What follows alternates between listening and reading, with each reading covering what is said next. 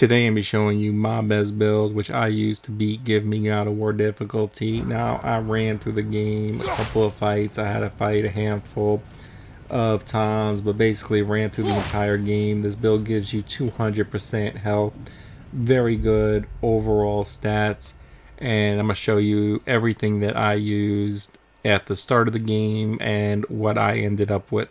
But you can get this set very early, the Soul Sponder, and with the combo I'm about to show you, this gives you 2x health, incredibly huge. After you get past your yellow bar and you get into your rage bar, provided you're using your rage for like the executions only occasionally to do damage, this basically gives you 2x health, so that's insanely useful. Next we have the Berserker gauntlets and the Berserker waist armor. Very good overall stats. Both of these come with cooldown and luck. Strength, Runic, Vitality, and Defense, Runic, Vitality. Very useful. We get a low luck chance on our hits to get cooldown to our relic, and we get a moderate chance on blocking and parrying to get a cooldown on our relic, as well as a soul explosion dealing damage to the enemy. So I love this set. I did use up until the point of getting that set. You get the set very early in the game, fairly early in the game. Up until that point, though, I did use the DLC Darkdale, and for the Valkyrie Queen, I did run the Girdle of the Raven tier combo along with this chest armor. But that was the only fight that I actually put on the healing gauntlets just so I could gain a little bit more HP over time on her.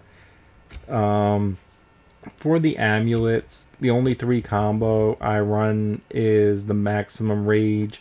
Now you can also run the under 50% health, is actually a really nice combo to get bonus melee damage under 50% health, because once your yellow bar is depleted and now you're on rage health, that also gives you the 50% bonus on your melee. So you basically got a 200% health bar, but once you get down 25% health, then you get the bonus. So that actually is a really nice bonus, but over time I just switched into very high stats. So I'm running the 20 on defense, the 20 on strength, the 20 on cooldown. This is an absolute must. I have a way that you can cheese that dude so bad to get the emblem of illusion. And then I have the greater regenerating essence, just like for standard gameplay while walking around healing a little bit, because I have over 170 vitality, but you really gain very little health. It's more like for when you're doing quests and everything. For a lot of the more major battles, I actually removed this and just put something else on that gave me another 20. Moving on, I highly recommend the Stone Wall Shield. Unless you're a god at parrying and you want to sit there and parry every attack, this lets you block yellow attacks without having your shield maxed. Now, eventually they can break your guard, so it's not to just sit there and block everything on bosses. Now, I'm also on Give Me God of War, so after a couple hits, it might be different playing on easy difficulty. You might actually be able to sit there and just block. I don't know.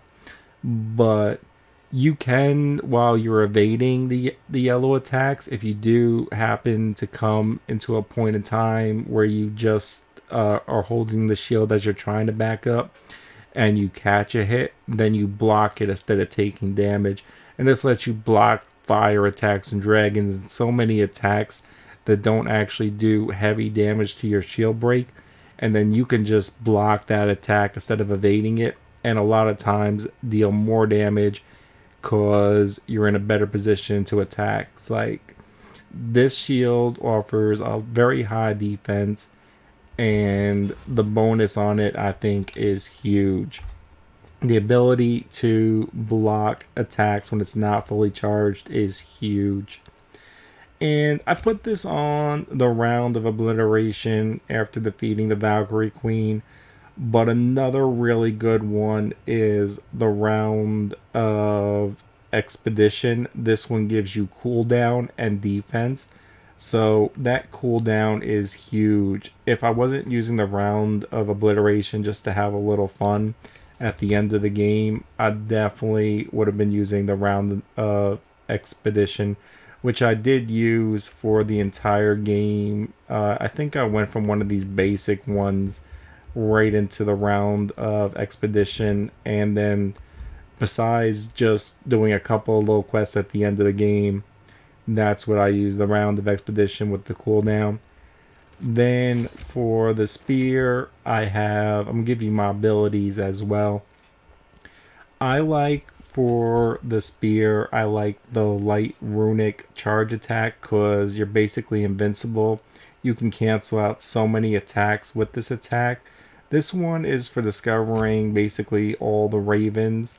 Another really good one is the artillery of the ancients. That's definitely my second favorite heavy attack for the spear. For the blades of chaos, and actually let's get into this real quick. Definitely do like the Hind of the Nine Realms for the cooldown, vitality, and runic, but you should definitely, until you get that point, take the first one you get with 3 bonus, or take one that you can actually use, like the extra strength on detonating. This one of them that has the bonus on detonating isn't bad.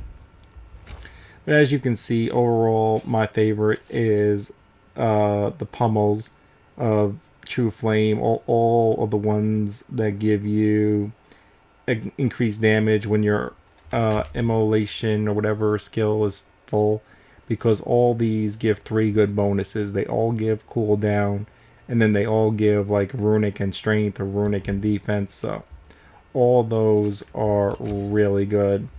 Now, for the abilities, my top ability is Hades Retribution, because it is insanely fast, cooldown, does immense damage, easy to land, and Rampage of the Furies.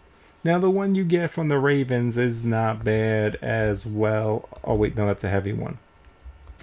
But yeah, for the heavy one, I really like the Neiman Crush, because the cooldown isn't bad and the time to land it is really fast. Now, it doesn't say it has a lot of stun, but this cancels out basically every attack. Not all attacks, but when used in combination, like if you use this while somebody's trying to get off a move, the start of the move, if it's not a red move, then you can land this and they're not going to be able to complete their move. So I don't know why this doesn't say it has high stun, but it's really good. The one you get for the Ravens, the Meteoric Slam, is a very good one as well. Tame the Beast isn't bad. Atlas Eruption isn't bad, but for Give Me God of War, because of how quickly you can use this and how much damage it does, I definitely like the Neiman Crush. I don't know why it doesn't say it has high stun, but the Meteoric Slam has slightly longer cooldown, but has an insane radius, so that one is really nice as well. And as you can see, I took the Grip of Radiant Reflection, another one that generates the Permafrost. This one also offers cooldown, runic, and strength.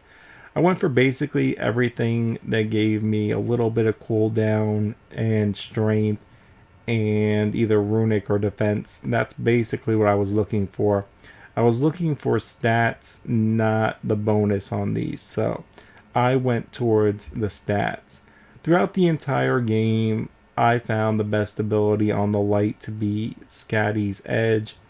Does pretty decent opening damage. It stuns. You can switch to another weapon real quick and then use their ability or do damage through standard attacks. Breath of Thumar, sorry if I'm pronouncing any of these wrong, probably pronounced like half of them wrong, but anyway. This ability you get from the Ravens, definitely my top favorite.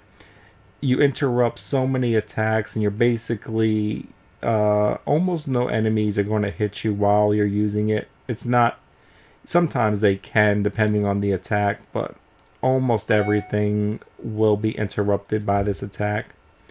Then we have the anvil isn't that bad. Um, and the Leviathan's Roar. The Leviathan's Roar would probably be my second top pick for the heavy. I didn't really like the mist trying it out, and I didn't really like the fog trying it out. And for Spartan's Rage, obviously going with the Wrath, not trying to consume the entire health bar. Don't need to heal when we have 200% health.